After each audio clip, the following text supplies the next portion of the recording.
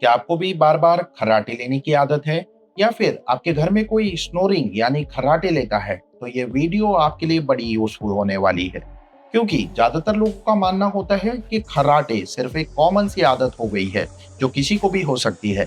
लेकिन ये सोच उन्हीं पर भारी पड़ सकती है, क्योंकि खर्राटे हमारे शरीर की कंडीशंस को बताते हैं। जैसे जो आपकी श्वास नलिका है, उसमें कहीं ना कहीं कोई प्रॉब्लम आती है, तभी खर्राटे की समस्या देखने को मिलती है। अगर श्वास नलिका की समस्या ज्यादा बढ़ने लगती है तो ये आपके लिए खतरनाक भी साबित हो सकती है। लेकिन सवाल ये उठता है कि आखिर खर्राटे आते ही क्यों हैं? इसके पीछे की वजह क्या है और क्या कभी इनसे छुटकारा पाया जा सकता है?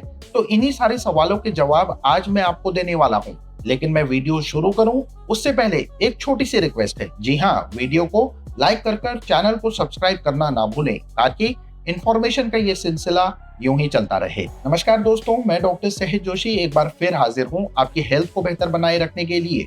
तो दोस्तों, सबसे पहले हम ये जानने की कोशिश करते हैं कि आखिर ये खर्राटे हमें आते ही क्यों हैं।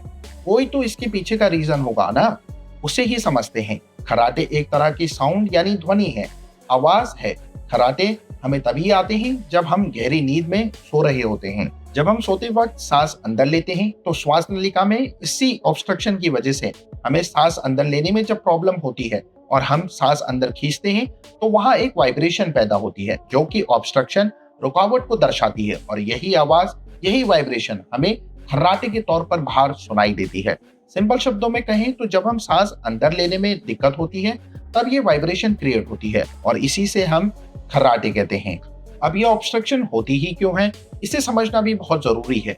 जब हम सोते हैं तो हमारी जुबान, ऊपर का तालु और जो पीछे की श्वास नली यानी ट्रैकिया होता है, जब ये एकदम रिलैक्स मोड में चले जाता है, जब इनमें बहुत ज्यादा स्थिरता आ जाती है, तब सांस नली के ऊपर जो ढक्कन होता है उसके ऊपर आ जाता है। ये ढक्कन एक तरह की दीवार होती है। जब हम खाना खाते हैं, सांस लेते हैं तो इनके बीच के ये ढक्कन एक वॉल की तरह होता है। जब हम बहुत ज्यादा गहरी नींद में होते हैं तब ये ढक्कन श्वास नली के ऊपर आ जाता है, जिससे सांस अंदर नहीं जा पाती। जब बोतल का ढक्कन ही बंद होगा तो आप पानी कैसे भरेंगे? ऐसे ही श्वास नली के साथ भी होता है।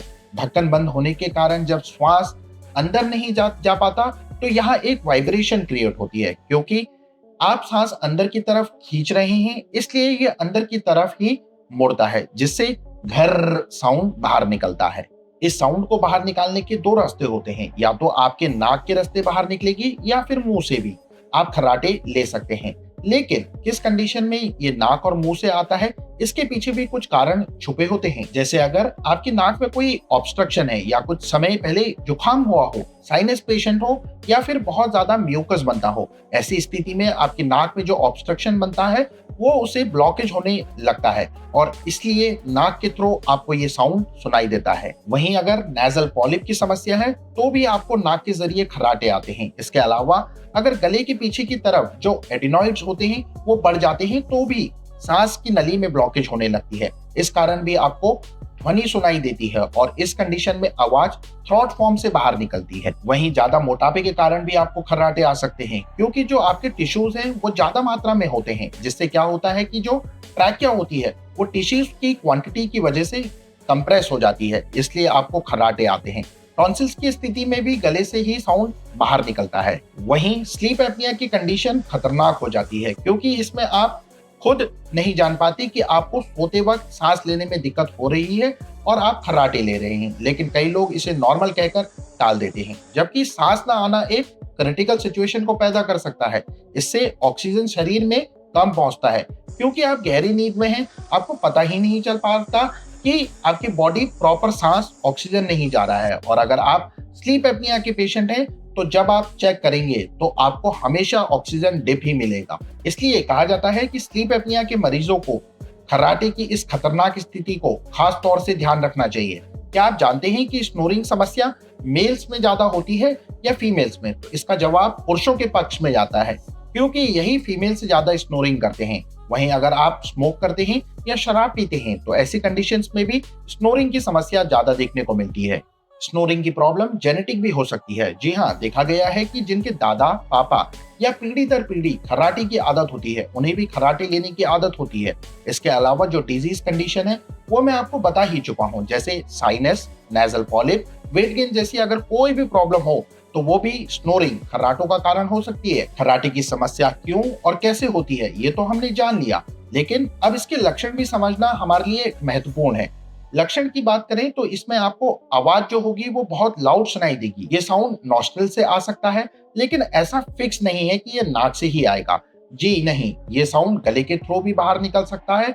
सबसे इंपॉर्टेंट सिम्टम्स की जब आप सुबह उठेंगे तो आपको अपना शरीर थका थका बेजान सा महसूस होगा। आपको ऐसा फील होगा कि आपने प्रॉपर और पूरी नींद ही नहीं ली, और इसकी वजह है खर्राटे।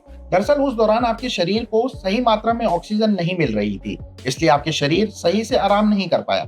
इसी कारण आपको सुबह शरीर थका थका लग सकता है। इसके अलावा आपकी बॉडी डल रह सकती है, बदन सर थका सा भारी सा रह सकता है, गला भी सूखा ड्राई फील हो सकता है। सर में दर्द के साथ साथ गले में ऐंठन डिस्कम्फर्ट महसूस हो सकती है। और तो और रात में आपको ऐसा एहसास होगा कि आपका दम घुट रहा है, कोई आपको सांस लेने से रोक रहा है। इससे क्या होगा, आपकी बेचैनी घबराहट सी रहेगी। कई लोगों को तो चेस्ट पेन भी शुरू हो जाता है। इससे आप तो परेशान होते ही हैं, साथ ही आपके पास जो सोता है वो भी लाउड साउंड की वजह से काफी प्रॉब्लम फेस करता है। खर्राटे की जो डिजीज कंडीशन होती है वो कॉमन नहीं होती, बल्कि कब हमारी जान पर बनाए कुछ कहा नहीं जा सकता, क्योंकि ऑक्सीजन जब हमारी बॉडी को सही मात्रा में नहीं मिलेगा तो इससे हम प्रॉपर सांस नहीं ले पाएंगे, और जब सांस नहीं लेंगे तो हमारी डेथ भी हो सकती है। इसलिए हमारा स्नोरिंग पर ध्यान देना बहुत आवश्यक है। लेकिन सबसे पहले हमें ये पता लगाना है कि स्नोरिंग के पीछे हाथ किसका है, यानी एडिनॉइड की वजह से हमें ये प्रॉब्लम होती है या नेजल पॉलिप की वजह से। अल्कोहल, स्मोकिंग, टॉन्सिल्स जैसी तमाम स्थितियां खर्राटों की वजह हैं। इसलिए आपको इनमें से एक प्रॉपर रीजन का पता लगाना है, क्योंकि जब तक हमें मर्ज सही से पता नहीं होगा तब तक हम इलाज भी ठीक तरह से नहीं कर सकते। इसलिए पहले समस्या की नब्ज पकड़िए और फिर रेगुलर बेसिस पर दवाइयां लीजिए। वैसे अगर आप चाहें तो मुझसे भी कंसल्ट कर सकते हैं। मैं एक होम्योपैथिक डॉक्टर हूं और आपको कुछ होम्योपैथी की बेस्ट से बेस्ट मेडिसिन के बारे में बता सकता हूं, जो आपकी काफी हेल्प कर सकती हैं। और सबसे बड़ी बात है कि होम्योपैथिक मेडिसिन का कोई साइड इफेक्ट भी नहीं होता, इसलिए आप बिना झिझके इन्हें ले सकते हैं। कई पेशेंट्स ने ये दवाइयां ट्राई की हैं और उन्हें काफी अच्छे रिजल्ट्स भी मिले हैं। इसलिए अगर आप इन्हें लेते हैं तो आपको 1 महीने के अंदर बहुत ही इफेक्टिव आउटकम देखने को मिलेगा, और 6 महीनों के बाद तो ये परेशानी जैसे छू मंतर हो जाएगी। तो सबसे पहली ड्रॉप है वो एलन ब्रांड का है, जिसका इमेज आपको देखने को मिल रहा होगा, स्नोरेड ड्रॉप। ये स्नोरिंग की प्रॉब्लम को सॉल्व करने का रामबाण इलाज है। इस ड्रॉप के अंदर से 10 से 12 मेडिसिन का कॉम्बिनेशन देखने को मिलता है, इसलिए ये बहुत जल्दी फायदा पहुंचाती है। ये ड्रॉप हर एस्पेक्ट को कवर करने में माहिर है, जैसे इसमें होम्योपैथिक मेडिसिन आर्सेनिक है, बेलाडोना है, सिकुटा, हाइड्रेटिस है, ऐसी तमाम होम्योपैथिक मेडिसिन इसके अंदर मौजूद हैं। यही सब मिलकर स्नोरिंग की प्रॉब्लम को सॉल्व करती हैं। जिस वजह से आप खर्राटे ले रहे हैं उन कॉजेस को भी कवर करती है। गहरी नींद में जाते वक्त जब आपके मसल्स बहुत ज्यादा रिलैक्स होने लगते हैं तो ये मेडिसिन उनकी टोन मेंटेन करने में भी हेल्प करती है। अगर आप साइनस पेशेंट हैं फिर तो ये आपके लिए बेस्ट है। टॉन्सिल्स, एलर्जी, एडेनॉइड जैसी अन्य परेशानियों को ये दुरुस्त करती हैं। इस तरह ये सभी कॉजेस को कवर कर धीरे धीरे स्नोरिंग की प्रॉब्लम को सॉल्व कर देती हैं। इस ड्रॉप की 15 बूंदें आपको 1/4 कप 1/4 कप में मिलानी है और सोने से आधा घंटा पहले इसे पानी को पी लेना है। आप अगर बच्चों को दे रहे हैं तो उनके लिए 10 बूंदें काफी हैं। जब आप इसे रेगुलर लेते हैं तो 1 महीने के अंदर स्नोरिंग की टेंडेंसी जो होती है वो कम हो जाएगी। वैसे तो ये मेडिसिन कारगर है, लेकिन इसके साथ मैंने 2 और मेडिसिन ऐड करी हैं जिससे आपको जल्दी और बेहतर फायदा हो।